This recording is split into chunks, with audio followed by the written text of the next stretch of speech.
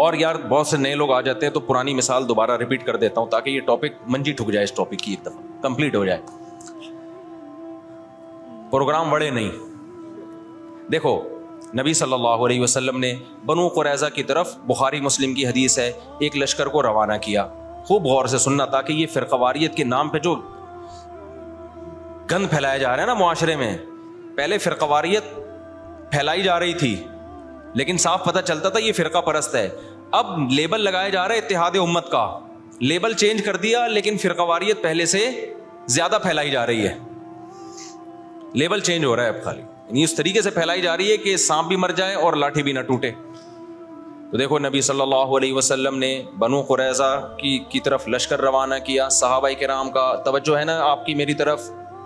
جب لشکر روانہ کیا تو آپ صلی اللہ علیہ وسلم نے صحابہ سے فرمایا کہ تم میں سے کوئی عصر کی نماز اس وقت تک نہ پڑھے جب تک بنو قریظہ نہ پہنچ جائے. اب صحابہ کے پاس اس سے زیادہ صحیح حدیث کوئی ہو سکتی تھی؟ اس کی تو کوئی سند بھی نہیں ہے, ڈائریکٹ سن رہے ہیں نبی کے زبان اقدس سے. جتنے بھی صحابہ تھے نبی نے سب کو کہا عصر کی نماز جب تک بنو قریظہ نہ پہنچ جاؤ تمہیں پڑھنے کی اجازت. جملہ کمپلیٹ کریں نہیں ہے. اللہ کی قدرت کے جب راستے میں وہ گئے ہیں تو نماز قضا ہونے لگی, دیر ہو گئی ان کو مقام تک پہنچنے میں. اب صحابہ پریشان ہو گئے, بھائی اب پڑھیں گے نہیں پڑھے. بعض حضرات نے کہا بھائی نبی کا آرڈر ہے نہیں پڑھنی, قضا کریں گے نماز, کیونکہ ہم تو نبی کے حکم کے محتاج ہیں. ہم پڑھتے کیوں تھے؟ نبی نے حکم دیا تھا نا, تو جب نبی نے چھوڑنے کا حکم دیا ہے تو چھوڑیں گے ہم. دوسرے صحابہ نے کہا کہ نہیں بھائی, نبی کا مطلب یہ تھوڑی تھا کہ قضا کر دو. آپ جب کسی کو بھیجتے ہیں کہ بھائی یہاں سے حیدرآباد جا رہے ہو, دیکھو بیٹا وہیں پہ نماز پڑھنا, راستے میں خطرہ ہے, کوئی بھی مسئلہ ہو سکتا ہے, تو مطلب یہ آپ کو یقین ہے کہ اثر تک پہنچ جائے گا. قضا کرنے کی تھوڑی اجازت ہے, کیونکہ قرآن میں آتا ہے حافظوا علی الصلوات والصلاۃ الوسطی, درمیانی نمازوں کی حفاظت کرو. درمیانی تو اثر کی نماز ہے, اس کی تو خاص تاکید ہے. تو نبی کا حکم تو یہ ہے, لیکن نبی کا مقصد یہ بولو نہیں تھا. نبی عالم الغیب تھوڑی ہے, ان کو کیا پتا تھا کہ یہ قضا کر لیں گے, تو اس لیے ہم پڑھیں گے. اب دو جماعتیں بن گئیں, ایک نے کہا ہماری رائے ہے کہ ہم نے پڑھنی ہے, دوسرے نے کہا ہماری رائے ہے کہ ہم نے. دونوں کا مقصد کیا؟ خواہش نفس تھا. اب اگر وہ دونوں پھٹا شروع کر دیتے وہاں پہ کہ تو حدیث کا منکر ہے, معاذ اللہ نقل کفر منجن بیچ رہے ہو تم لوگ, ہمارے پاس صحیح حدیث ہے, نبی نے کہا ہے کہ نہیں پڑھنی, بس ہم نہیں پڑھیں گے.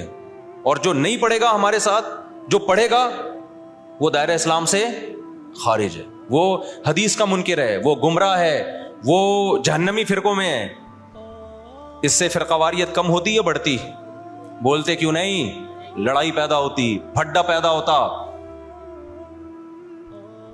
جن کا خیال تھا نہیں پڑھنی, انہوں نے کہا بھائی ہمیں یہ سمجھ میں آ رہا ہے, اب نبی موجود تو ہے نہیں کہ ہم ان سے پوچھیں یا رسول اللہ آپ کا مطلب کیا تھا. رابطہ بھی نہیں ہے, کوئی فون بھی نہیں تھا اس زمانے میں. دوسرے فریق نے کہا بھائی ہمیں تو یہی لگ رہا ہے کہ نبی کا یہ مفہوم نہیں تھا, وہ تو ہمیں آسانی کے لیے نبی نے حکم دیا تھا, راستے میں خطرات ہوتے ہیں, اب قضا تھوڑی ہو سکتی ہے, ہمیشہ پڑھی ہے بھائی, تو آج بھی پڑھیں گے ہم. انہوں نے پڑھ لی. اب انہوں نے نہیں پڑھنے والوں کو یہ نہیں کہا کہ تم تو مطلب ہی نہیں سمجھتے حدیثوں کا, تمہارے تو کھوپڑی میں سینس. آج کل فروعی مسائل میں اسی طرح چیلنج کیا جاتا ہے نا, جب فروعی مسائل میں اختلاف کو ذکر کیا جاتا ہے تو مذہبی اسکالر کا ایٹیٹیوڈ یہی ہوتا ہے, بدتمیزی والا.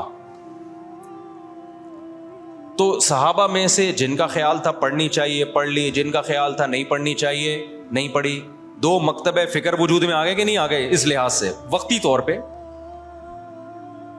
اچھا دونوں نے ایک دوسرے کے پیچھے نمازیں بھی نہیں پڑھی, یہ بھی ذہن میں رکھیں. جب وہ پڑھ رہے تھے تو انہوں نے ان کی اقتدا نہیں کی ہے, ان کا خیال تھا یہ غلطی پر ہے. جب ایک جماعت نماز پڑھ رہی تھی تو دوسرے نے یہ ان کے پیچھے نماز نہیں پڑھی, کیونکہ ان کا خیال یہ تھا بھائی نبی کا مقصد, نبی نے حکم دیا نہیں پڑھنی ہے تو ہم کیسے پڑھ لیں. تو وہاں کسی نے فتویٰ نہیں لگایا کہ یہ دونوں ایک دوسرے کے پیچھے نمازیں ہی نہیں پڑھتے, یہ تو ویسے ہی کیا ہیں گمراہ ہیں. بھائی کیسے پڑھے؟ ان کی رائے یہ کہ یہ ٹھیک نہیں کر رہے, اس لیے نہیں پڑھی انہوں نے نماز. تو میری اگر رائے یہ ہے کہ یہ والا مکتبہ فکر سنت کے مطابق نماز نہیں پڑھتا, یا ایسے نماز پڑھتا ہے کہ میری رائے کے مطابق وہ شرائطی نماز کی پوری نہیں ہوتی, تو میں نہیں پڑھوں گا. آپ مجھے کیوں گن پوائنٹ پہ مجبور کر رہے ہیں کہ پڑھو اس کے پیچھے آپ, فرقہ واریت کو ختم کرنے کے لیے. اس سے فرقہ واریت تھوڑی ختم ہوگی. فرقہ واریت کیسے ختم ہوگی؟ جو صحابہ کا ایٹیٹیوڈ تھا, جس نے پڑھنی ہے پڑھ لے, نہیں پڑھنی ہے نہیں پڑھے. کسی نے گن رکھ کے دوسرے کو نہ پڑھوانے کی کوشش کی اور نہ چھڑوانے کی کوشش کی. میں سمجھا پا رہا ہوں؟ خدا کی قسم قدر کر لو ان باتوں کی, قدر کر لو, قدر کر لو ان باتوں کی. یہ جو آج کل نئے نئے اسکالر جراثیم پیدا کر رہے ہیں نا, یہ بہت خطرناک جراثیم ہیں. ان سے تم گمراہ ہو جاؤ گے. پھر کیا ہوا؟ جب یہ فریق نبی کی خدمت میں پہنچا ہے واپس, نبی کو اطلاع دی گئی کہ ایک نے ایسا کیا, دوسرے نے ایسا کیا. نبی نے کسی کو ملامت بولو نہیں کی.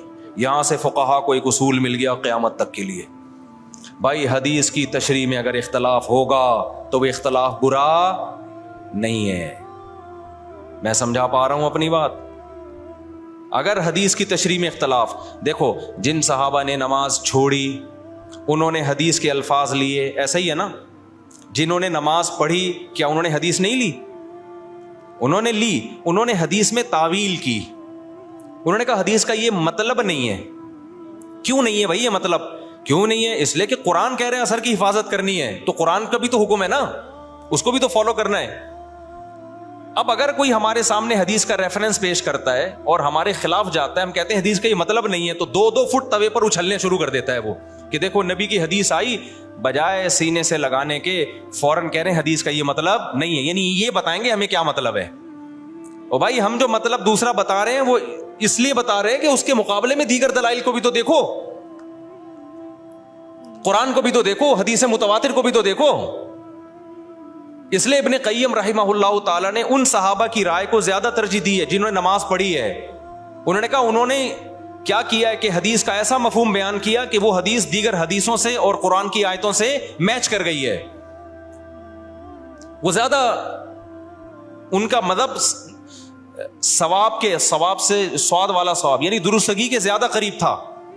تو یہی امام حنیفہ کا اصول ہے کہ جب بھی کوئی حدیث آتی ہے چاہے صحیح حدیث ہو, وہ قرآن اور احادیث مشہورہ متواترہ پہ پیش کرتے ہیں. اگر اس کے موافق ہے تو ٹھیک ہے, نہیں ہے تو اس میں تعویل کر دیتے ہیں. تو یہ اس حدیث سے ہمیں زندگی بھر کے لیے ایک اصول پتہ چل گیا. بھائی قرآن و سنت میں اگر نیت اللہ رسول کی ماننی ہے, دائیں بائیں جانا مقصد نہیں ہے, اپنی خواہشات کی پیروی مقصود نہیں ہے, تو پھر اگر حدیث کی تشریح میں اختلاف ہوگا تو وہ اختلاف برا نہیں ہے, اور اس کی بیس پہ نہ انسان جہنم میں جاتا ہے بلکہ اس کی بیس پہ ہوتا کیا ہے؟ نبی کا حکم صحیح حدیث موجود ہے, اذا اجتہد المجتہد, جب کوئی اجتہاد کرتا ہے, مجتہد عام آدمی نہیں, مجتہد اجتہاد کرتا ہے, فإن اخطأ فلہ اجر, غلطی کرے گا پھر بھی اجر ملے گا, وإن اصاب فلہ اجران, درست نتیجے تک پہنچے گا 2 اجر ملیں گے اس کو. ہم کہتے ہیں دونوں صحابہ میں سے ایک نے صحیح کیا دوسرے نے غلط کیا, لیکن جس نے غلط بھی کیا نیت ٹھیک تھی ان کی, ان کو یہی سمجھ میں آیا تو غلط کے باوجود ان کو اجر ملا, اور جنہوں نے صحیح کیا تو ان کو کتنے اجر ملے؟ بولو 2 اجر ملے. لیکن اتنی بات ثابت ہو گئی کہ نہ انہوں نے ان پہ طعنہ تشنیع طنز کیا, نہ انہوں نے ان پہ طنز کیا. اب ہوا یہ کہ چاروں اماموں نے جب اجتہاد کیا تو اس کے نتیجے میں بھی یہی ہوا ہے کہ بہت سے مسائل میں آپس میں کیا ہو گیا؟ اتفاق.